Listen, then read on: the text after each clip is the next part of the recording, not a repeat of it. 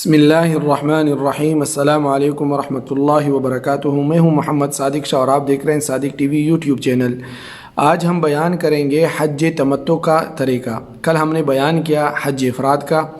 آج جو دوسرا حج ہے، حج کے 3 اقسام میں سے دوسرا حج حج تمتع، اس کا طریقہ بیان کریں گے۔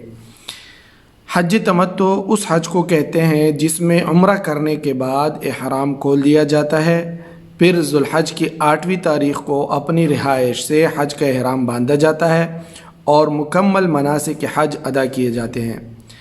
حج تمتع ادائیگی کے اعتبار سے سب سے آسان حج ہے، جیسے حج افراد ہے، اور اسی طرح حج کی قسموں میں سب سے افضل بھی ہے۔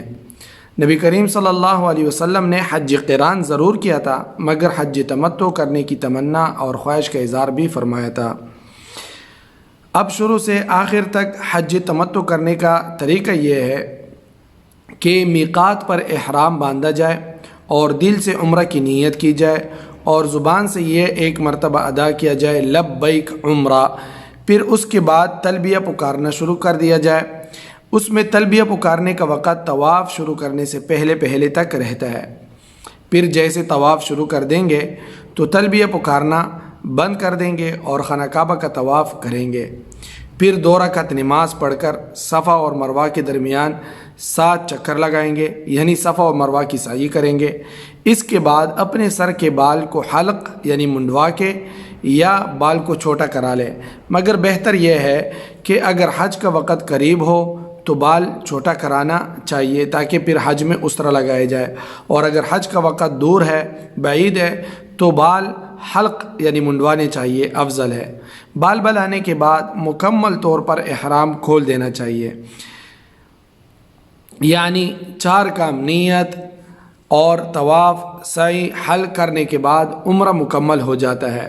لہٰذا اب متمتع حلال ہو جائے گا اور استفادہ کر لے گا، یعنی عمرہ کر لیا اور استفادہ کر لے گا کہ جتنا درمیان میں ابھی وقت ہے حج تک، اس سے اپنے فائدہ اٹھائے گا، آزاد ہوگا۔ پھر 8 ذی الحج کو اپنی رہائش سے، جہاں پہ وہ رہ رہا ہے، ہوٹل میں جہاں پہ بھی ہے، حج کا احرام باندھنا چاہیے اور نیت کرنا چاہیے۔ احرام باندھنے کے بعد لبیک حجتن کہنا چاہیے۔ اس کے بعد تلبیہ پکارتے پکارتے مینا جانا چاہیے۔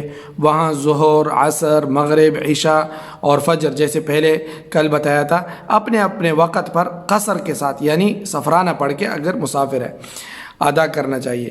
پھر 9 ذی الحج کو مینا سے عرفات کے لیے روانہ ہو جانا چاہیے، یعنی فجر مینا میں پڑھ کے وہاں سے روانہ ہونا چاہیے، اور زوال شمس سے غروب شمس تک عرفات میں وقوف کرنا چاہیے، وہاں پہ جو ہے کھڑے رہنا چاہیے۔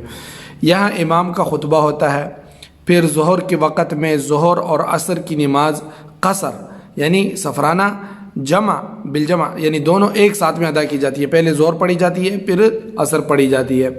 یہاں سے سورج ڈوبنے کے بعد، جب سورج ڈوب جائے تو مزدلفہ کے لیے نکلنا ہوتا ہے، اور پھر مزدلفہ پہنچنے کے بعد وہاں مزدلفہ میں مغرب اور عشاء کی نماز سفرانہ جو ہے، مغرب کی نماز تو ویسے اس میں قصر نہیں کی جاتی اور عشاء میں قصر کی جائے گی، دونوں ایک ساتھ میں عشاء کی نماز میں ادا کر دیں گے۔ پھر صبح فجر کی نماز مزدلفہ میں پڑھ کے نماز کے بعد اور سورج نکلنے سے پہلے مزدلفہ سے مینا کے لیے نکل پڑیں گے۔ مینا پہنچنے کے بعد اور مزدلفہ سے کنکریاں بھی اٹھا لیں گے۔ مینا پہنچنے کے بعد جمرہ عقبہ کو 7 کنکریاں، یعنی جو بڑے شیطان، جس کو ہم اپنی زبان میں بولتے ہیں کہ بڑے شیطان، جو بڑا شیطان ہے اس کو 7 کنکریاں ماریں گے، اور جیسے کنکری مارنے کے لیے جمرہ کے پاس جائیں گے تو تلبیہ پکارنا بند کر دیں گے، لبیک اللہم لبیک، یہ بند کر دیں گے۔ بہرحال کنکری مارنے کے بعد قربانی کریں گے، کیونکہ اس حج میں قربانی واجب ہے، اور تمتع کی وجہ سے کہ آپ نے عمرہ کیا پھر حج کا احرام باندھا۔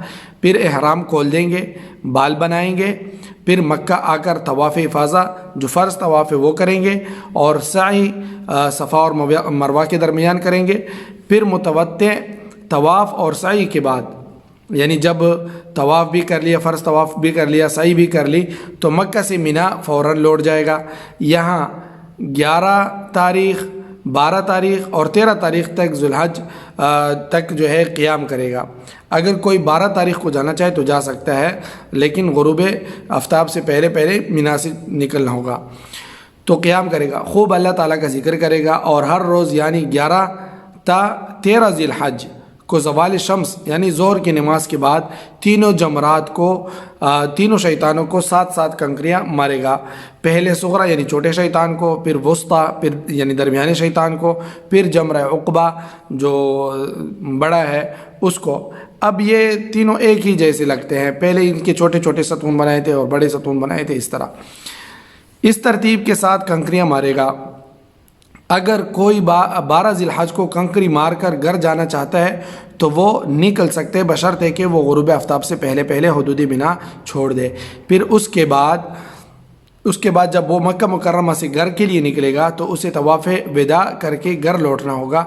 طواف وداع یعنی جب شیطان کو 12 ذی الحج کو شیطان کو کنکریاں مارے اور مینا سے نکل جائے، تو جب گھر جانا چاہے تو اس وقت طواف وداع کرے، اور اس کے بعد صفا مروہ نہیں ہے، سعی نہیں ہے، اور یہ حج تمتع کا مختصر طریقہ ہے۔ اللہ تعالی ہم سب کو حج کی سعادت نصیب فرمائے، آمین۔ السلام علیکم دوستو، صادق ٹی وی کو سبسکرائب کرنا مت بھولیے، ویڈیو کو لائک کریں، شیئر کریں، اور کمنٹ سیکشن میں اپنے رائے کا اظہار ضرور کریں۔